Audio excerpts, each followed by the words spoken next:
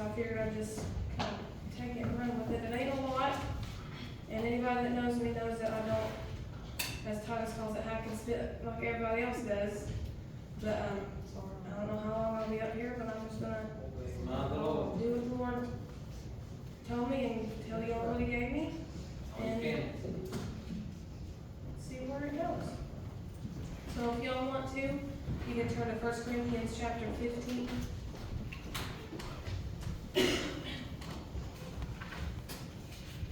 And I'm just going to be reading one verse, and that's the very last verse of that chapter, verse 58.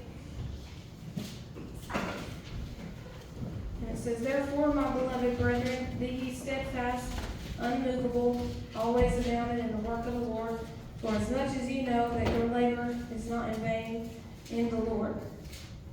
Y'all can be seated. The small thought, I thought I was going to go a different way with it than what it was until after I got here, and the Lord kind of led me a different way with it. I got a thought this morning while I was praying, kind of just goes along with the whole verse. It says you might bend, but you won't break. Come on. And if I had a title, that would be my title, was you might bend, but you won't break. Right. To be steadfast in God means to be dutifully firm and unwavering. That's the definition of the word steadfast. And other words you can use for that is loyal, faithful, committed, devoted, dedicated, dependable, reliable, steady, true, and constant. And Brother Joe, there's been times in my life that I've not been steadfast in God just because I didn't have my priorities straight, and I didn't know if I wanted to live for God like I thought I did. And there's been times, Sister Charlene, that I wanted to give up and I wanted to quit, but something inside of me, Brother Joe, just would not let me quit. Come on. Come on. And when I think of the word steadfast, I think I've always had this little vision in my mind of a flower in the middle of nowhere, Sister Charlene, just all by itself, all alone, just in a field by itself. Somebody planted it there. It's growing and it's thriving. Then all of a sudden, a storm comes, and the wind comes, and the rain comes, and kind of weighs the flower down. But it's still there. It might bend a little bit because of the rain, Sister Charlene, but it's still there. It's still rooted and it's still grounded, and it might shake with the waves and be weighed down by the rain, but it's still standing and it's still there. Right. Come on. And sometimes in life we go through things, Sister Charlene, that kind of take us by surprise. Sometimes we don't know what to do, and temptations come and they go, and things come and go, people come and go. But something that always remains the same is God in my life, no matter what.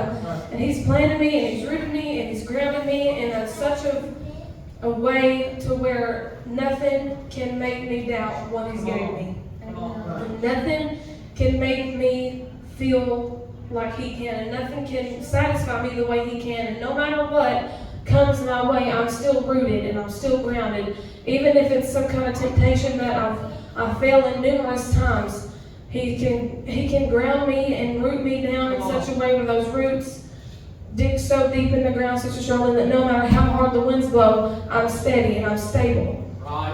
And He has been steadfast in my life, Sister Charlene. There's never been a time that I've ever had to face anything alone. There's never been a day I woke up and had to do life by myself. Even as a little girl, I got saved at a really young age, around 10 or 11. But even as a little girl, Sister Charlene, when I wasn't saved, I still never had to face anything alone. He was still there all the while with me. And like Titus was preaching last night, there's times in my life that I look back and I felt like I was all alone, and I felt like I was by myself, and I felt like there was nobody around, and I felt like it was me against the world, Sister Anya. But I look around now after all of that, and I see how God's kept me, even when I didn't know it. And there's times in my life, Brother Joey, that God keeps me when I don't even realize it. I don't even know it. And like Titus was preaching last night, sometimes we go through things and sometimes we're tempted with things. But no matter what, we always have that steadiness in God that I'll do better. He said something that really stuck out to me the other day. He was telling these girls that there's always tomorrow. And if you fail one day, there's always tomorrow. And my daddy always used to tell me, he said, it's no disgrace when you stumble and fall. The disgrace comes when you lay there and you don't try to get back up. Yeah. So, no matter what comes my way, no matter what I face, and no matter the temptation, and it could be something that you really love doing, or somebody that you really love to hang out with, and God just says, don't do that no more. Yeah. Don't hang out with that person anymore. And you might not understand it, and you might not know why, but there's just something in you that just makes you want to do better.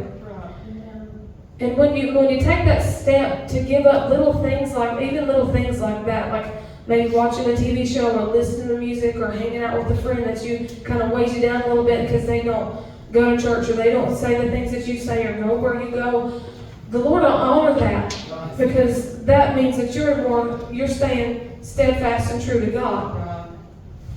I had another little thought, and I don't know how to really explain it, but God is a keeper even when you don't want to be kept.